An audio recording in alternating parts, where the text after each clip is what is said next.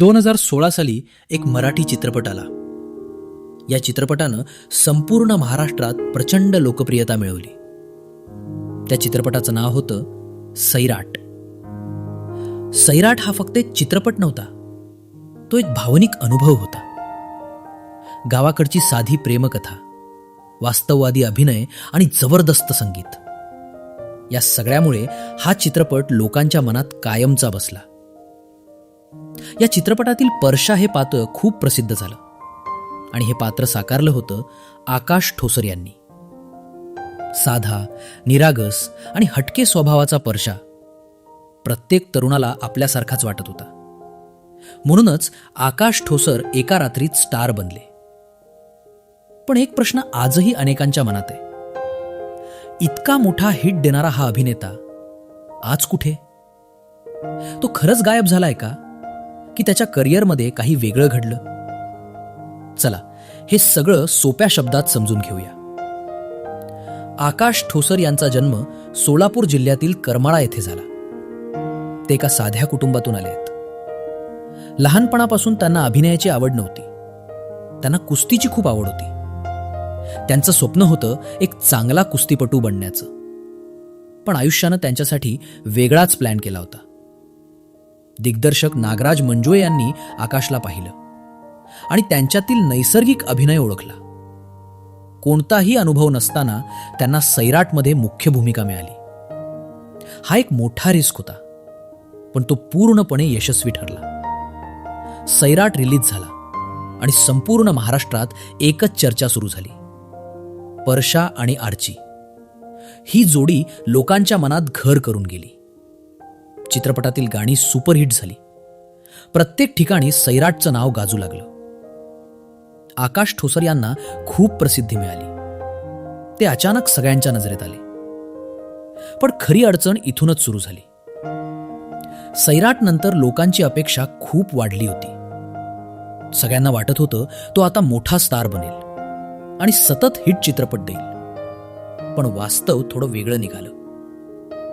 2017 मध्ये त्यांनी FU हा चित्रपट केला. हा एक कॉलेजवर आधारित सिनेमा होता. पण हा चित्रपट प्रेक्षकांना फारसा आवडला नाही. त्यामुळे आकाशच्या करिअरला हवा तसा वेग मिळाला नाही. यानंतर त्यांनी हिंदीमध्ये लस्ट स्टोरीजमध्ये काम केलं. त्यात त्यांनी एक छोटी भूमिका साकारली. पण हा प्रोजेक्ट छोटा असल्यामुळे त्यांना मोठी ओळख मिळाली नाही. यानंतर झुंड हा चित्रपट आला. या चित्रपटात त्यांनी काम केलं आणि या चित्रपटाचे दिग्दर्शक होते नागराज मंजुळे. या चित्रपटात अमिताभ बच्चन मुख्य भूमिकेत होते.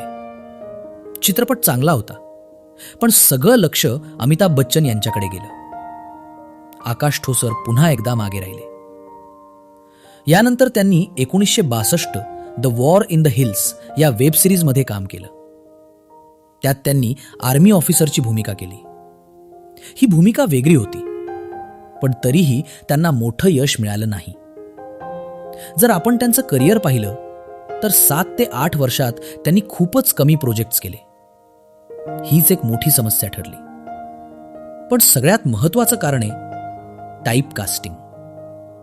लोकांनी त्यांना फक्त परशा म्हणूनच पाहिलं. त्यांची ती इमेज खूप मजबूत झाली. त्यामुळे प्रेक्षक त्यांना वेगळ्या भूमिकांमध्ये स्वीकारायला तयार नव्हते. निर्माते सुद्धा त्यांना त्याच प्रकारच्या भूमिकांसाठीच विचार करत होते. यामुळे त्यांचं करिअर एका मर्यादेत अडकून पडलं. पण याचा अर्थ असा नाही की आकाश ठोसर पूर्णपणे गायब झालेत. ते अजूनही इंडस्ट्रीमध्ये सक्रिय आहेत आणि योग्य संधीची वाट पाहत आहेत. त्यांचा एक आगामी चित्रपट बाल शिवाजी असल्याचं सांगितलं जातं. या चित्रपटात ते छत्रपती शिवाजी महाराजांची भूमिका साकारणार आहेत. पण हा चित्रपट अजून रिलीज झालेला नाही.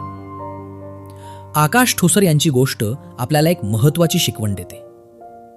मोठं यश मिळणं ही खूप चांगली गोष्ट आहे, पण त्या यशाला टिकवणं खूप कठीण असतं. कधीकधी एकच मोठा हिट आपल्याला एका चौकटीत अडकवतो आणि त्यातून बाहेर पडणं सोपं नसतं. सैराटने आकाश ठोसरला स्टार बनवलं, पण त्याच वेळी त्यांना एका इमेजमध्ये बंद केलं. आजही लोक त्यांना परशा म्हणूनच आठवतात. पण एक कलाकार म्हणून त्यांच्यात अजूनही खूप क्षमता आहे. जर त्यांना योग्य संधी मिळाली तर ते नक्कीच पुन्हा कमबॅक करू शकतात. शेवटी एक प्रश्न तुमच्यासाठी. आकाश ठोसरला पुन्हा मोठी संधी मिळायला हवी का? तो पुन्हा एकदा मोठा स्टार बनू शकतो का? तुमचं मत नक्की सांगा. धन्यवाद.